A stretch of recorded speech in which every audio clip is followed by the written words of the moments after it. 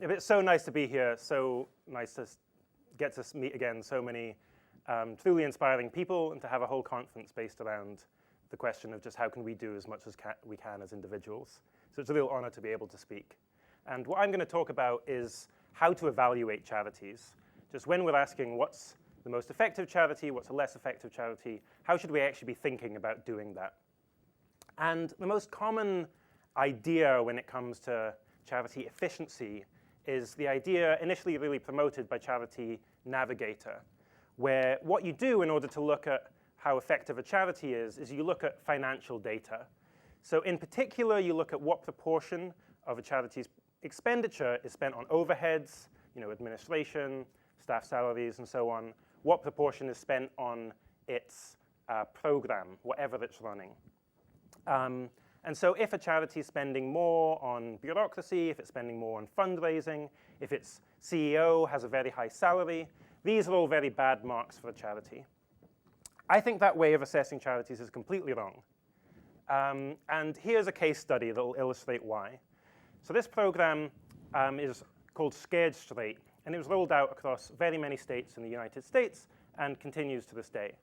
And the idea is it's a program to try and scare juvenile delinquents out of a life of crime. So they take kids who've had kind of minor infractions with the law, and they take them on a tour around a prison. And the prisoners, it lasts a few hours, the prisoners will taunt them, they'll jeer at them, tell them about how they couldn't handle life inside. And this is an American program, which means this is all televised.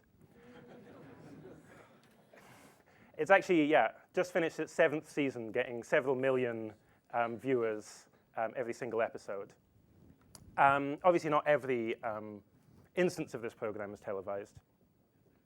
And it's touted as an extremely effective way of reducing criminality among juvenile delinquents.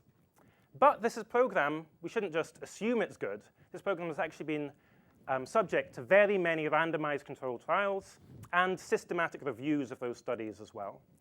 And what those trials found is that not only is this program, does it not do any good, does it not decrease rates of criminality, it actually increases them. So taking young juvenile delinquents around this program where they get jeered at leads to higher rates of crime. That's higher rates of theft, of murder, of rape. And yet this program still continues, and it's still widely touted as an effective program. And so now supposing I gave you this program and I said, but its overheads are really low. Would you think, oh, therefore I should fund it? It would be kind of like the old joke of one business partner talking to another, and the first one says, oh, well, we're making a loss in every single sale. And the second one says, oh, well, it's okay, we'll make up for it on volume. So this shows, and similarly, like if the CEO is paid a lot, this is still not going to be a good program, not a good thing to fund. And that shows the key issue with focusing merely on financial data is that it's ignoring the most important part of what the charity does, which is what program is it running. Supposing this wasn't harmful, it just didn't do any good, then it would still be the case that even if it had very low overheads, even if it had low CEO pay, it still wouldn't be a good thing to fund. Charity Navigator's metrics might be very good for assessing, is this charity a total scam? There are a very small number of charities that are just spending, say, 90% of their running costs on fundraising, and clearly they should be weeded out. But by far the biggest difference in terms of the nonprofits that we'd seriously be considering are how good is the program that it's actually running. And just to get another lens on this, just think about, well, what if you were buying a product for yourself? I think we're much more rational when it comes to our own kind of self-interest than when it comes to helping others a lot of the time. Suppose you're comparing between a PC and a MacBook. You wouldn't ask yourself, well, how much is Tim Cook paid? That's relevant to my decision. Or you wouldn't look into kind of how much is the Apple versus Microsoft, how much are they spending on advertising versus other things. All you care about is what is the product that I'm getting with my money and how much does that cost. So what's a better way of assessing charities? I think there are 4 big things that we should think about. First is transparency, second is evidence of effectiveness, third is cost effectiveness, and the final is the room for more funding of that charity. So I'll go through each. So the first one is just a bit of a precursor for actually being able to assess the final three. The transparency, you'd think, would be just a very easy hurdle to cross. The question is just, do you actually know what the charity is doing? So a lot of charities, so I used to be a charity fundraiser. I was one of the annoying people who would accost you on the street and ask you for $10 a month or £10 a month. And what was remarkable was that I would almost never tell people what the charity actually did with its money. I would maybe talk about the problem it was addressing and talk about how important that was, and people would just assume that I was then doing good stuff, or the charity I was raising money for would be doing good stuff. But there's very many, for any particular problem, say it's malaria, there's very many things you could be doing, and different activities are going to vary in terms of their effectiveness. And so it's actually remarkable how hard it can be just to get this sort of basic information.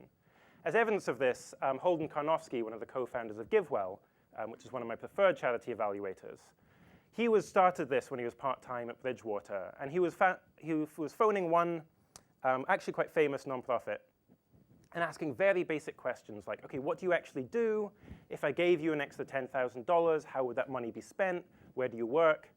And that nonprofit phoned up his boss at Bridgewater, suggesting that he was a spy for some other charity, because it was so unusual for them to get asked even these quite basic questions.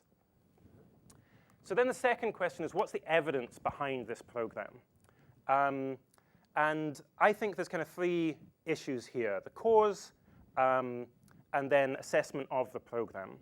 So in terms of different cause areas, there's obviously huge numbers of problems in the world. There's gender inequity, climate change, poverty, lack of education, and we simply can't address all of them at once.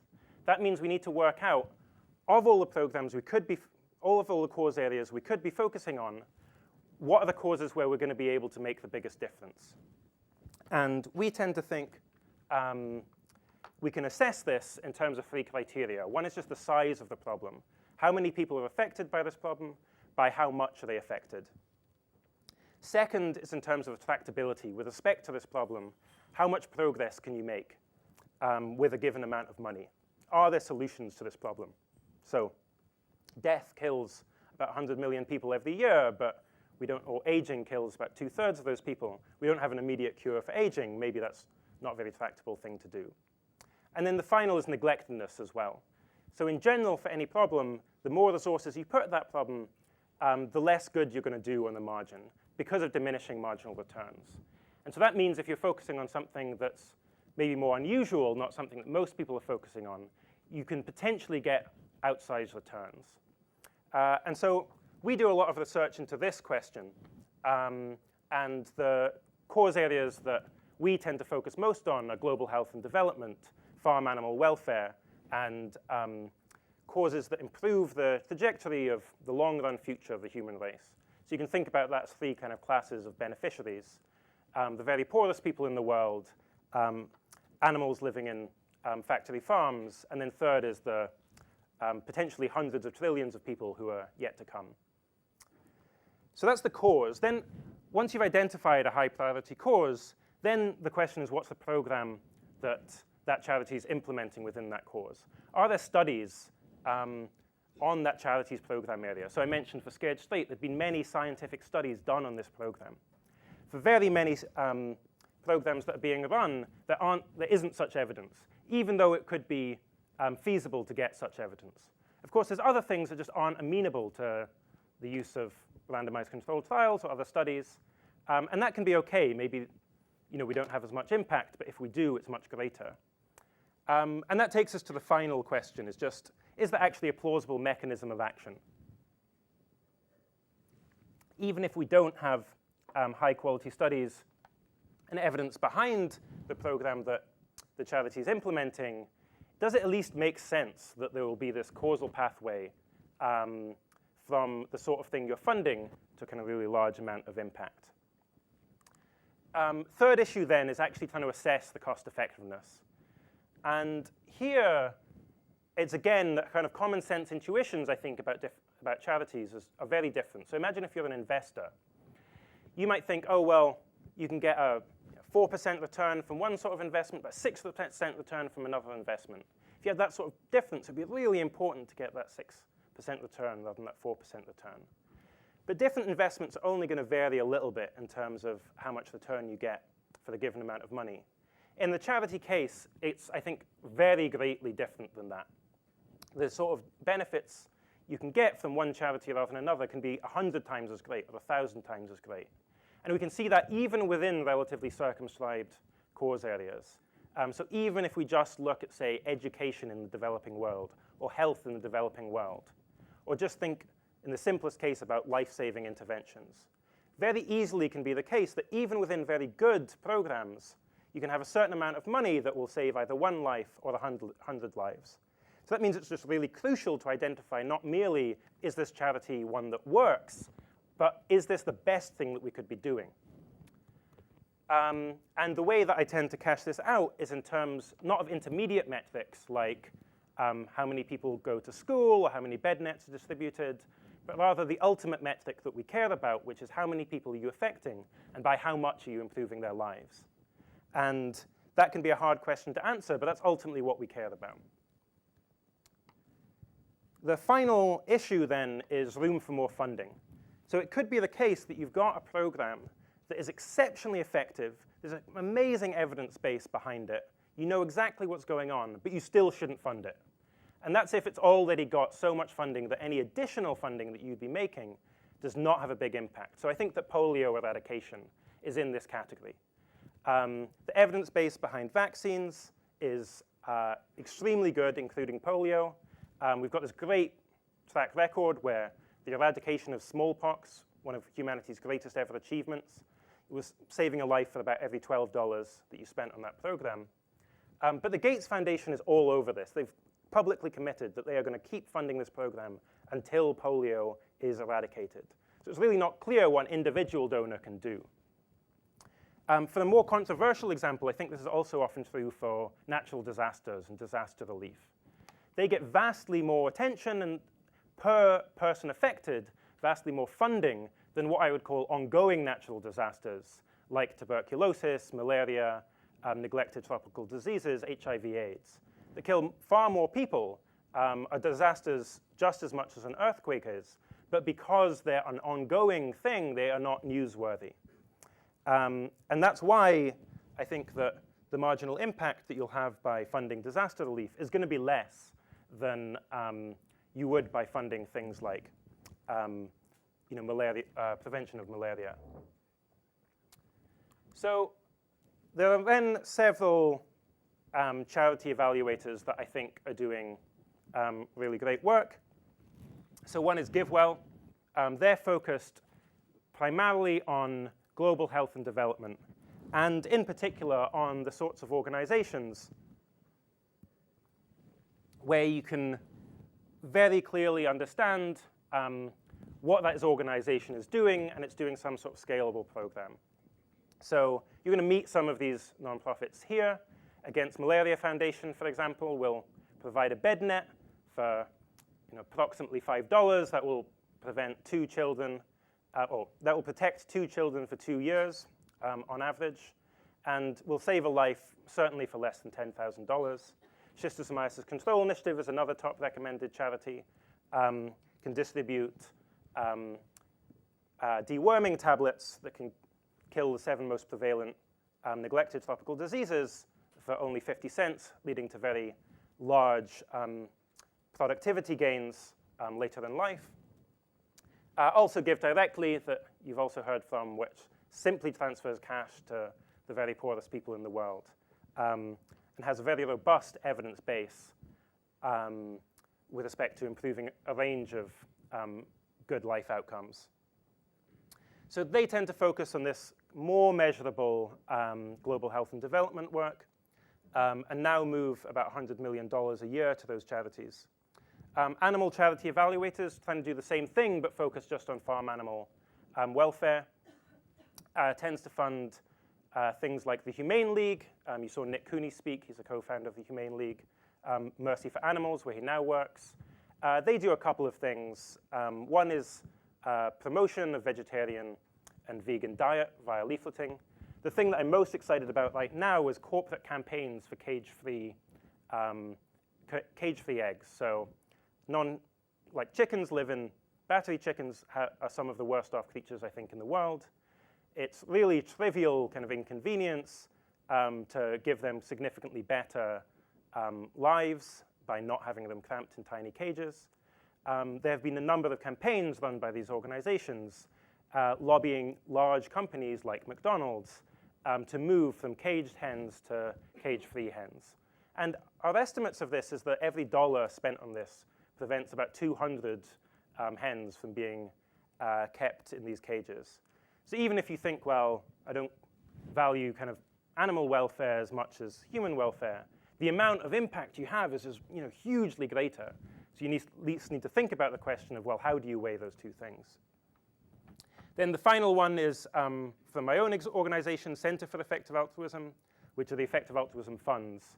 And that's within 4 cause areas. One is global health and development, often funding GiveWell charities. Second is within animal welfare, again, often funding animal charity evaluators' recommendations. And then the third is charities that are focused on trying to improve the very long-run trajectory of the human race. In particular, on ensuring that developments in very powerful new technology, with a particular focus on synthetic biology and artificial intelligence, ensuring that they go well rather than badly. Because as we've seen over the last 100 years, technological change can have this huge impact, generally for good, but sometimes for bad, and ensuring that when we're developing the most important technologies of the 21st century, that's going to have this long, ongoing impact on the whole trajectory of the human race. And the way this one works is a little bit different. Rather than saying, here are the top charities, instead it's saying, OK, well, we've got these expert fund managers. You give to them, and then they work out the best things that they can be funding. So it's somewhat more like kind of mutual funds model. And the reason for that is just now it's the case that the amount of money we're starting to move is larger than the room for more funding of any particular charity within one of these cause areas. And so you've got this difficult coordination problem where if you just said this one's the best, they would get too much funding relative to other things. So that's the state of play at the moment. It's really an exciting area. We definitely don't claim to know everything at the moment. We've been doing this for about 7 to 10 years now, but we're still barely scratching the surface. Both within cause areas outside of these ones that we've developed, decided as highest priority, but also even within there as well, all the different ways that we could be doing good. So we think of this as an ongoing conversation. And as part of that, I'll let Ben come back on the stage and field some questions from you all. Fantastic. Yeah, sure. Yeah, wonderful. Thanks so much, Will. Thank you to those who've submitted questions on Slido. I'd also encourage you to vote up other people's questions you're interested in so we can make sure we cover those. There's been some good ones there. Yeah, so there's a question here about value judgments. Yep. So the question is, how do you respond to the criticism that effective altruism is based on value judgments? For example, why should I care more about animals than humans? Yeah, I mean, it's absolutely based on value judgments, and I think that's actually a critical part of this question of, so I mean, I'm a moral philosopher, so my view is, yeah, absolutely, especially this question of what cause to focus on, whether that's, should you be focusing on non-human animals versus humans alive today? Absolutely, that's going to involve this judgment of how good is improving the quality of a chicken's life compared to improving the quality of a person's life. And that sounds like this kind of silly question that only a philosopher would ask. But it's exactly the sort of question that we need to confront if we're going to try and figure out how can we do the most good. Similarly, the question of how important is it to benefit people 100, 200 years hence compared to benefiting now? That's exactly the sort of question that we need to address to work out how we're going to do the most good. But I think the thing that's crucial is not to say, oh, well, that's just a value judgment, that's subjective. Because if we look backwards, the history of the human race is the history of making tremendous moral mistakes. Things like slavery, persecution of LGBT, disempowerment of women, all of them at the time were regarded as kind of morally common sense. And when we look back now, we think, no, that's actually morally atrocious. And we don't think, well, that was just a subjective value judgment. We think, no, they were making a mistake. And so part of this question of what cause to focus on, you can think of that as a framing as, well, what are the big things that we're missing right now? What are the big moral issues that maybe in 200 years' time people will look back and think, wow, why was no one focusing on that? Great, thanks. So we've got a lot of upvotes for a question about, room for more funding, actually. So the question is, one of my criteria is to support charities that may have difficulty funding elsewhere, thus promoting new and diverse entrants. Is this rational? Yeah, I mean, I think the general principle of funding things that aren't getting funding elsewhere is definitely a good one. Because if you're just funding something that would have otherwise got funding, your impact isn't by funding that charity, it's the impact of wherever that funding that you've displaced will do. And maybe that's good, but maybe it's not as good. As for whether that motivates funding startup nonprofits rather than existing ones, I think that's a lot less clear. I think a lot of people are in the situation of, they want to fund the new exciting thing, where there's a lot of people and find it boring or think or believe this idea that, well, this already exists, it's going to be able to get funding elsewhere. But if everyone believes that, then it's the existing organizations that are not going to get as much funding. So I think it's basically just unclear as to whether that motivates funding existing organizations or startups. Thanks. The current top voted question is slightly more controversial. So lots of money is today being pledged, given to Grenfell survivors. Should we be happy or unhappy about this? Yeah, I mean, it depends what the money would have otherwise been used for, I guess. Yeah, like if the money was otherwise being spent on ice cream, then sure, this is probably a good use of money. If the money was otherwise being spent on really effective charities, then yeah, I don't think it's going to be a great use of money. I mean, I actually kind of struggle to see what charitable funding in this area is going to do. Maybe you can like lobby for, like improvements in the government with respect to social housing or something. But I guess I don't actually know what this funding is going to be used for, and so maybe can't comment on just how promising that seems. We have a couple of questions about, we've got a top vote question here that I will say, how are you so ridiculously good looking? Is that a common question? Have you noticed this thing? That was by you. Ben. It's six.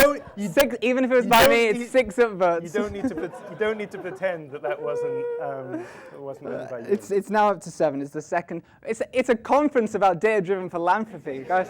We tried to get an academic in here, and it's anyway. Okay, if 3% of the population give to charity, is charity efficacy the most important issue to solve? So was that meant to be that people on average donate 3% or just only 3% of the population donate? I think it's the 3% of the population gives to charity. It's the question from Damien. My understanding is that something like 70% of people donate, and the average donation is 0.7%. I actually do think that charitable efficacy is more important. So again, think about it on like scale and importance and tractability and neglectedness. Should we be trying to get people to donate more? Should we be trying to get them to donate more effectively?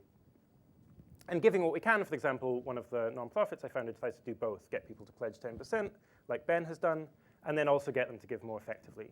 I think realistically, maybe we can increase the amount that people give by like 15 times if they move from 0.7% to 10%. The amount by which you can make their charity more effective, I think that could be 100 times.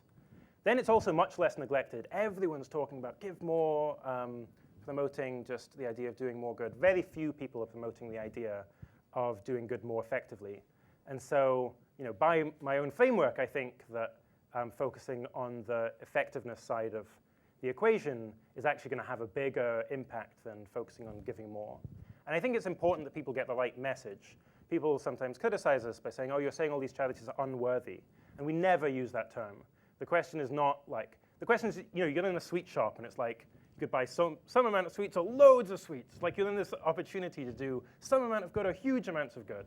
It's not that some are not not worthy as nonprofits, or shouldn't be given to other things in a vacuum. It's just that we have some amazing opportunities to do a huge amount of good, so we should focus on them first. Thanks. There's some amazing questions on here. Unfortunately, we're out of time. I'm being told we're allowed one more, Okay. the last minute, and there's a pressure for me to decide the best one. How about this one? We're talking about qualitative research. Should we pay attention to qualitative research reports or only quantitative? Yeah, I think qualitative can be actually really important. And I think there are many examples in history of science where people are only looking at kind of quantitative data and say they would find some weird thing happening, like in terms of people's behavior or something, and wouldn't just ask the person, why did you do that? Instead, they would just try and come up with their own hypotheses. And so actually just think, especially if you're trying to benefit, say, people in extreme poverty, just going and asking, like, what things do you actually want? What are the most pressing problems for you right now? Is just a very important thing. So I think it's just like a complementary thing. If we had to rely only on quantitative rather than qualitative, go for quantitative. But I think both together is much better. Great. Thanks so much. Thanks so much. Thank you.